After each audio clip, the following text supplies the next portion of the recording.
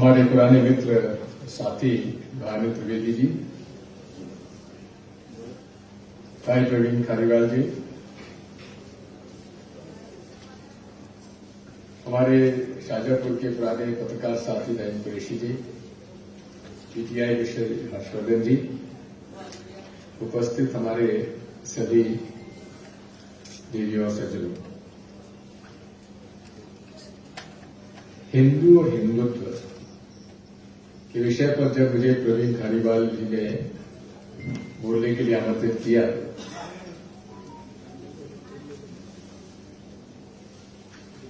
तो इस पर क्योंकि हमारी श्रीमती जी भी पत्रकार है तो फिर काफी हमारी चर्चा हुई कि मुझे इस आयोजन में जाना चाहिए कि नहीं जाना चाहिए। लेकिन हिंदू और हिंदुत्व की चर्चा पूरे देश में और तेजी से आगे बढ़ गई जब जयपुर की आम सभा में राहुल गांधी जी ने मैं हिंदू हूं, हिंदुत्ववादी नहीं हूं, अपने भाषण में उसका उल्लेख करके उन्होंने एक नई बहस पूरे देश में छेड़ दी। ये बहस कोई पुरानी है नहीं है, पुरानी बहस है और इसके बारे में कई बार चर्चा भी हो चुकी है। पहली बात तो मैं कहना चाहता हूं कि अपने दिमाग से आप सब लोग निकाल दीजिए, किसी प्रकार की शंका नहीं होना चाहिए। मैं हिंदू था, हिंदू हूं और हिंदू रहूंगा।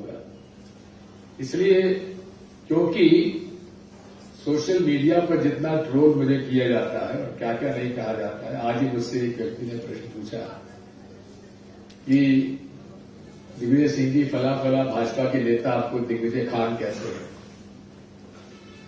मैंने कहा कि ये मेरा सौभाग्य है कि मेरे माता पिता ने मेरा नाम दिग्विजय सिंह रखा।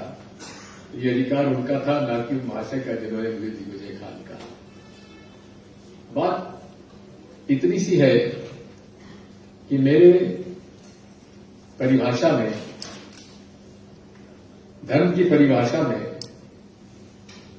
हर धर्म का मूल आधार और मूल मंत्र इंसानियत है। इंसानियत ही इस विश्व में धर्म का मूल मंत्र है। कैसे समाज में अच्छा इंसान बने, हर धर्म हमें वही शिक्षा देता है। और आज के परिपेक्ष में सबसे पुराना धर्म होने का सौभाग्य हमारे सनातन धर्म या हिंदू धर्म जिसे आप कहते हैं वो होता है। मैं समझता हूं कि शिकागो में विश्व धर्म सम्मेलन में स्वामी विवेकानंद जी जो उस समय काफी कम उम्र के रहते हुए उन्होंने जो सनातन धर्म और उसके सनातन धर्म की परंपराओं का विश्लेषण करके वहां उसे परिभाषित किया, उसे विश्व में आज भी याद रखा जा सकता है। हालांकि हमारे कुछ मित्रों ने स्वामी विवेकानंद जी को उनके भगवा वस्त्र के आधार पर उन्हें अपनाने का प्रयास किया और चूंकि उनके पास कोई विचारधारा है नहीं, केवल एक विचारधारा है और वो है हिंदुत्व, जिसका कि हिंदू धर्म से कोई लेना देना नहीं है। 1923 में पहली बार सावरकर जी ने हिंदुत्व शब्द पर किताब लिखी। जब मैंने ये बात कही तो एक पत्रकार ने सोशल मीडिया पर डाला कि दिग्विजय सिंह जी को ये कहने के पहले अपने साथ किताब लाना चाहिए। तब किताब भी मैं लेके आया हूं।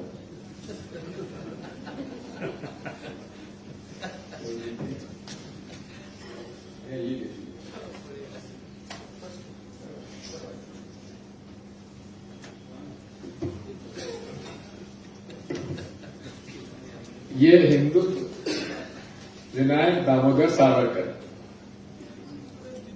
और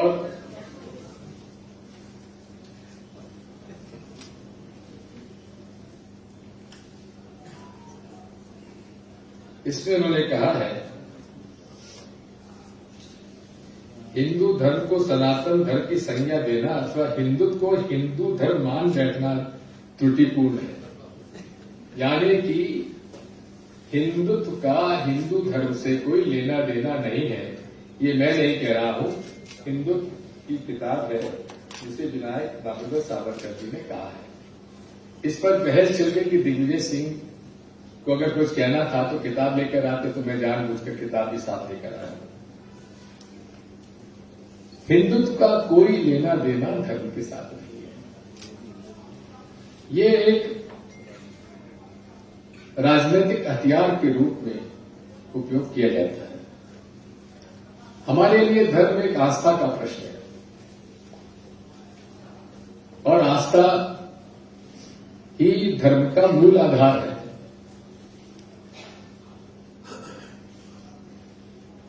इसका कोई वैज्ञानिक रूप से इसमें कोई टेस्ट नहीं हो सकता। ये तो हमारे आस्था का प्रश्न है। हमें आस्था है, सनातन धर्म में, हिंदू धर्म में आस्था है और उस पर किसी को बहस करने की आवश्यकता नहीं है। इस्लाम धर्म में जिसको आस्था है, हमें उसमें क्यों पढ़ना चाहिए? ईसाई धर्म में किसी की आस्था है तो है, हमें क्यों विवाद में पढ़ना चाहिए? सिख धर्म में, बौद्ध धर्म में, जैन धर्म में जिसकी आस्था है, हमको सम्मान करना चाहिए। और यही स्वामी विवेकानंद जी ने अपने भाषणों में कहा है, जिसको मैं कोट करना चाहता हूं। उन्होंने कहा था,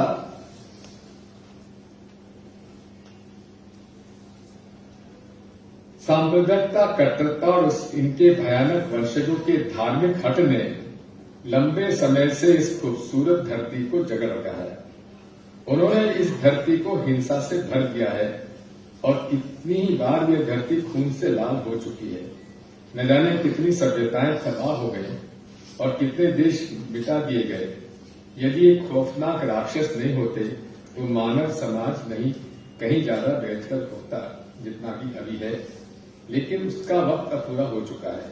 मुझे उम्मीद है कि सम्मेलन का बिगुल सभी तरह की कट्टरता, अधर्मिकता और दुखों का विनाश करने वाला होगा, चाहे वो तलवार से हो या फिर कलम से।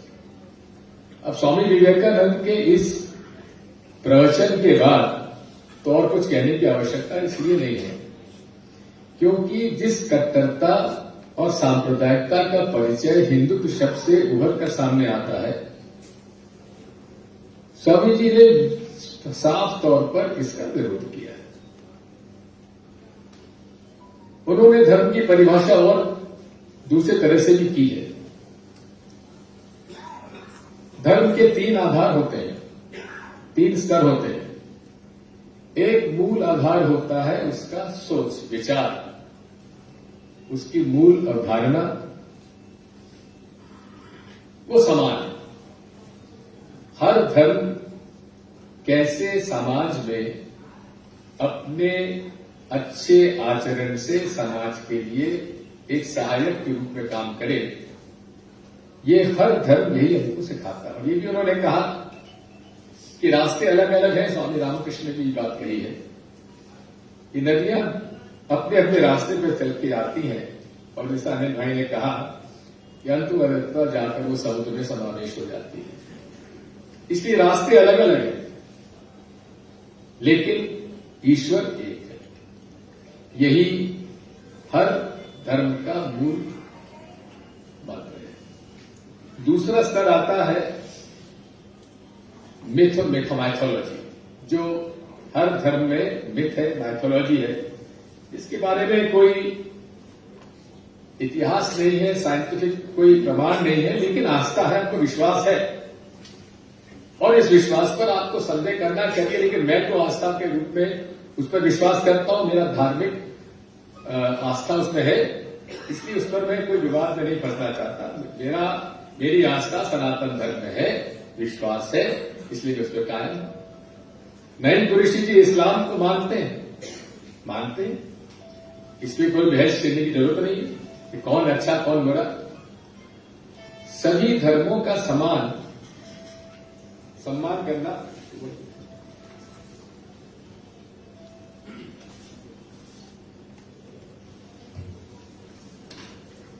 करना ये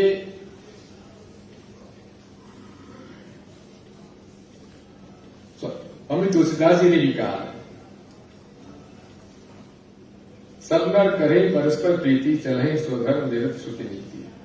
हम लोग मनुष्य परस्पर प्रेम करते हैं, वेदों में बताई नीति के अनुसार अपने अपने धर्म का पालन करते हैं।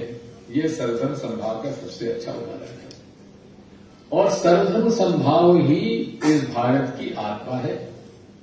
सर्वधर्म संभाव ही भारतीय संविधान का स्वरूप है, और यही आइडिया ऑफ इंडिया है, ये भारत की पहचान है कि हर धर्म का सम्मान बराबर से हो। यही भारत के का इतिहास, संस्कृति और संस्कार है। ईसाई धर्म यहां पर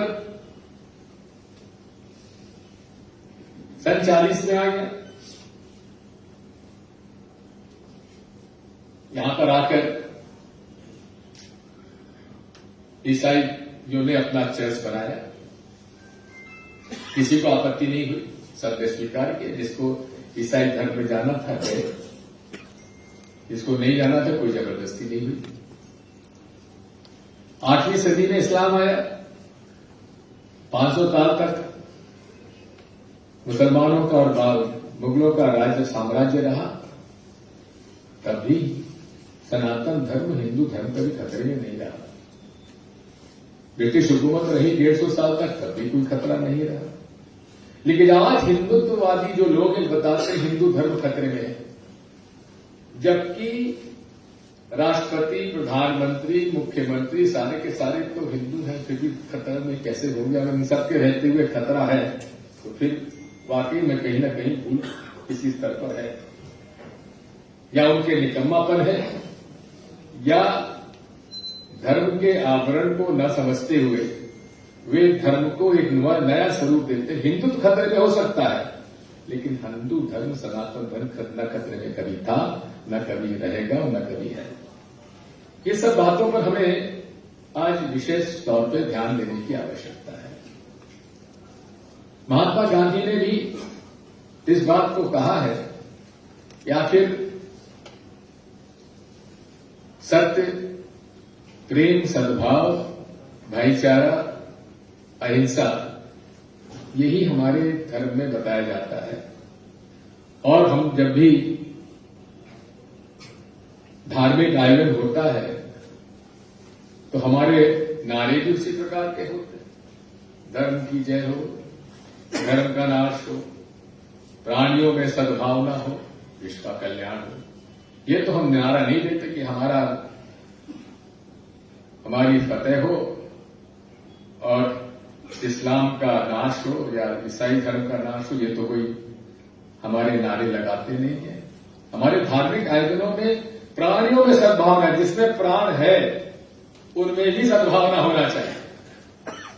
ये हमारा मूल आधार धर्म का है। और हिंदू धर्म को हिंदुत्व समझना देश की सबसे बड़ी भूल होगी, हिंदुओं के लिए भी और इस देश के लिए भी। इसलिए मैं आज इस मंच पर इतना ही कहना चाहता हूं कि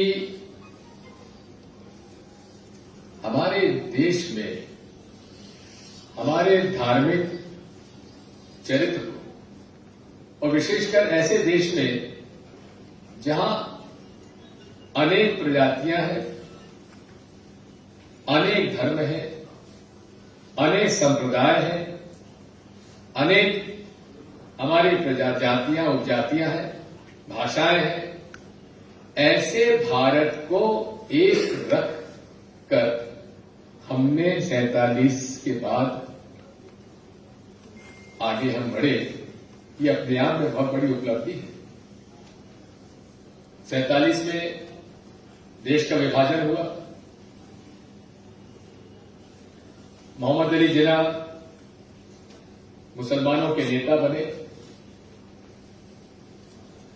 विश्व हिंदू परिषद रहा, आरएसएस रहे।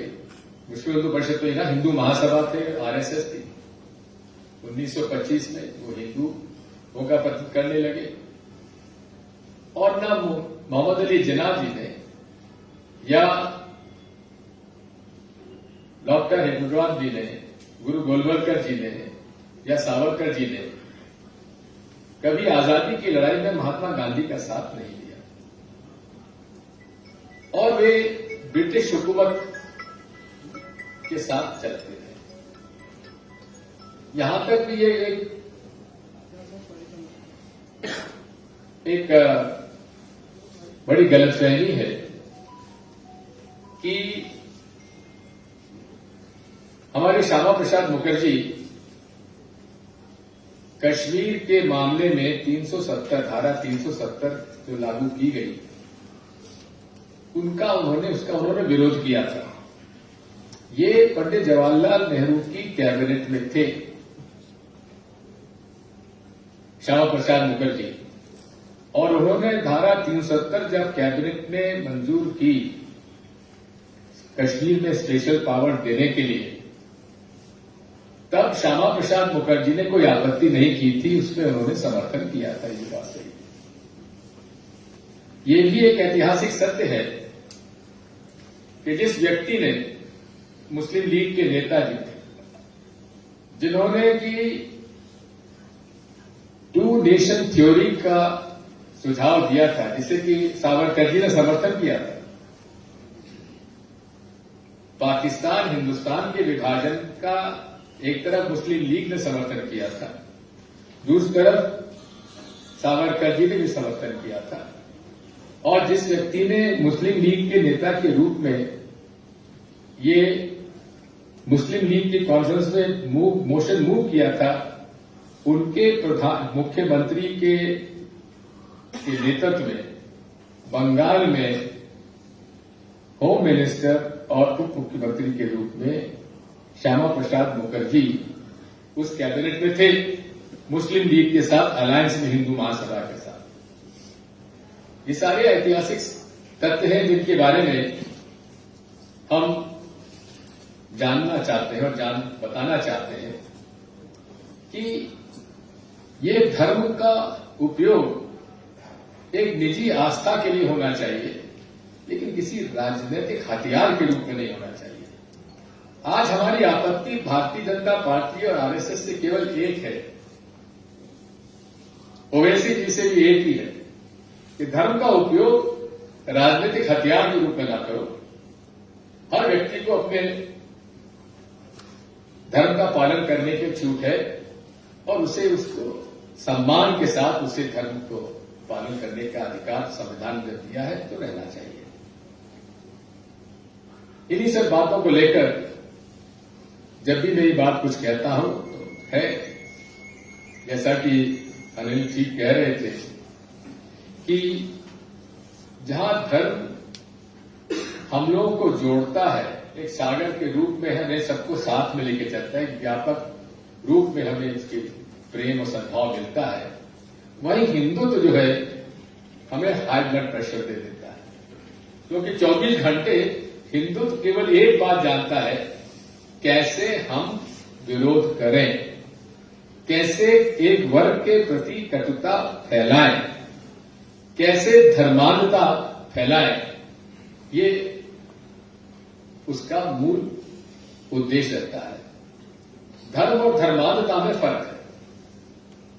धर्म जोड़ता है, धर्मांधता तोड़ती है। राजधर्म और राजनीति में यही फर्क है। राजधर्म एक अच्छे राज्य में कैसे हर व्यक्ति अपना आचरण करे, कैसे सब लोगों को साथ में लेकर काम करे, यह हमें राजधर्म सिखाता है। और राजनीति कैसे विपक्ष को हम गलत साबित करके अपनी सत्ता हासिल करें, कैसे हम उसके का विरोध करें, वो राजनीति है। और इसीलिए अटल जी ने जब अहमदाबाद में और गुजरात में दंगे हुए, तब उन्होंने नरेंद्र मोदी जी को सलाह दी थी, आप राजधर्म का पालन करिए। अगर राजधर्म का पालन किया होता तो वो हालात नहीं होते जो आज हमारे यहाँ देश में हो रहे हैं। सोशल मीडिया के माध्यम से क्या नहीं किया जा रहा है। छोटे छोटे लड़कों के बच्चों के दिमाग में जहर घोला जा रहा है। और ये बात मैंने जब प्रेसिडेंशियल एड्रेस पे चर्चा हो रही थी, तब मैंने अपने राज्यसभा भाषण में कहा था कि जनाब, ये दिन ऐसा है सांप्रदायिकता का, धर्मांधता का। अगर ये जब तक बोतल में है तब तक ठीक है। जिस दिन ये धर्मांधता का जहर और जिन बोतल के बाहर निकल आया, उसे वापस डालना असंभव हो जाएगा। और अब जैसा कि हम देख रहे हैं कि एक जो कट्टरपंथी, घोर कट्टरपंथी समुदाय है, वो अब इस बात पे भी आपत्ति करने लगा है कि नरेंद्र मोदी जी जो हिंदू सम्राट कहलाते थे, विदेशों में जाकर तो उन्होंने टोपी लगाने से ऐतराज नहीं किया, मस्जिद में जाने से ऐतराज नहीं किया। जो कि आज ईद मुबारक की और हैप्पी क्रिसमस की खबर सबको संदेश देते हैं, उनको भी कुछ घोर कट्टरपंथी ताकतें नरेंद्र मोदी जी को भी मौलाना मोदी कहने लगे हैं। आज उसका आर्टिकल वायर में आप पढ़ लीजिए। ये ट्रेड एक ट्रेड और रायता करके एक समूह बन गया है, जिसमें कि जो कट्टरपंथी ताकतें हैं वो पूरे तरीके से विश्व में इस प्रकार का जहर घोल रहे हैं। और छोटे छोटे लड़के जो आप देख रहे हैं, जिस तरह से टूलीबाई और सोलर डील के बारे में पकड़े गए, तो इंदौर के लड़का है, ठाकुर कोई लड़का है, और एक लड़का भोपाल का ओंकार ठाकुर नहीं, ओंकार ठाकुर नहीं है, नीरज बिश्नोई है, और कोई ओंकार नाथ ठाकुर। अब ये 20-22 साल के लड़कों के दिमाग में ये क्या भर दिया है। और ये इंटरनेट के माध्यम से रात रात भर ये लोग उस पर रहते हैं, माता पिता को मालूम नहीं ये क्या कर रहे हैं। और इनके चेहरे देखिए और इनके हालात देखिए तो पता लगेगा कि ये क्या कर रहे हैं और कैसे ये धीरे धीरे धीरे अपने आप को एक ऐसे मार्ग पर ले जा रहे हैं जिस मार्ग पर चलते हुए इनका न केवल इनका भविष्य समाप्त किया जा रहा है, और एक ऐसे रास्ते पर पहुंचकर वे अपने आप को अलग अलग पाते हैं। और इसीलिए हम देखते हैं कि उसमें हिंसा और निराशा की जब चरम सीमा पर पहुंच जाते हैं, उस पर वे हर कुछ कर बैठते हैं। पूरे एक युवा वर्ग इससे प्रभावित हो रहा है। माता पिता तो महसूस करते हैं कि बच्चा रात रात भर पढ़ता है, रात भर में क्या करता है वो बच्चा जानता है, वो कंप्यूटर जानता है। इसलिए आज के इस मौजूदा परिस्थितियों में इस बात को हमें समझ लेना चाहिए कि धर्म का पालन करना चाहिए। ये देश धार्मिक देश है, आस्था का देश है। महात्मा गांधी से बेहतर कोई हिंदू हो नहीं सकता था, लेकिन उनकी भी आज आलोचना हो रही है। और किसको महामंडित किया जा रहा है? उस व्यक्ति को महामंडित किया जा रहा है जिसने महात्मा गांधी के चरण छूने के बाद उनको गोली मार दी। यही चरित्र है हिंदुत्व का। धन्यवाद।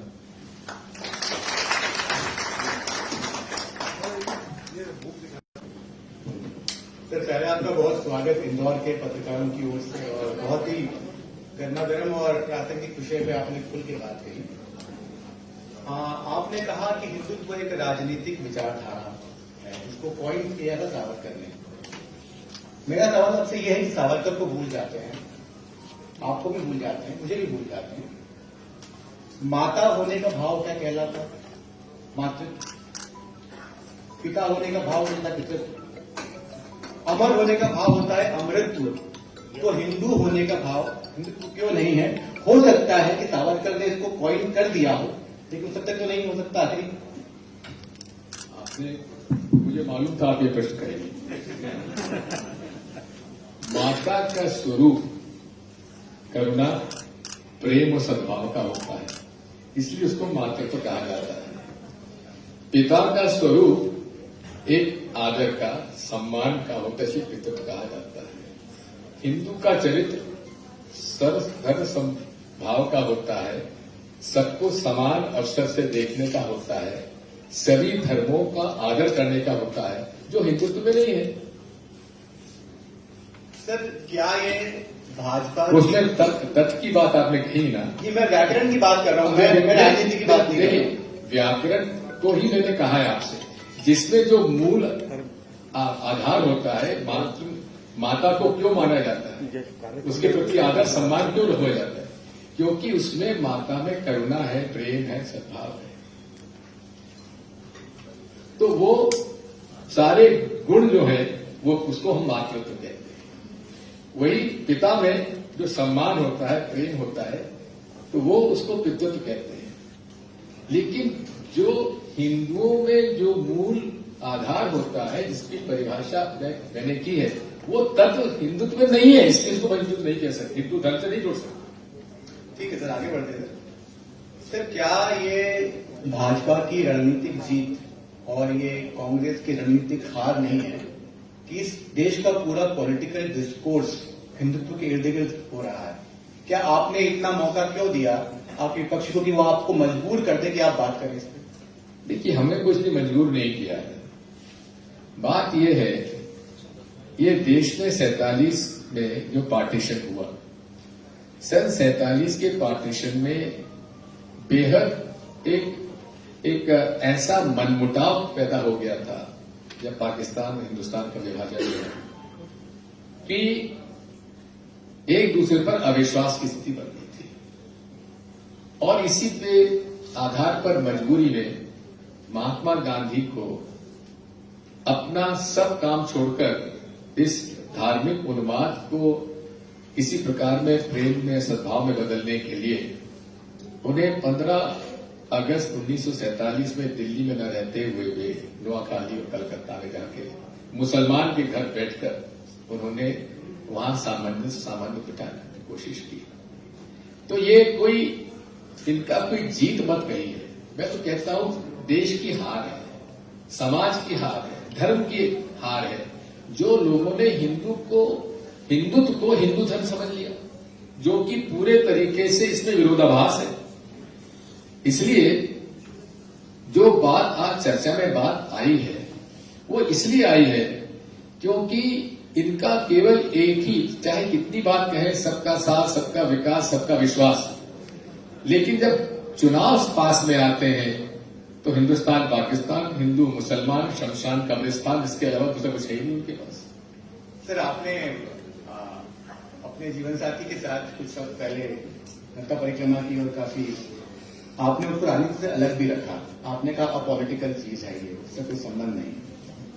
तो एक तरीके से न चाहते हुए भी आपकी जो मुस्लिम परस्त छवि बना दी गई थी, उसका परिमार्जन भी हुआ, उसकी सफाई भी हुई, अगर मैं देखूं, मतलब अलग से देखूं तो।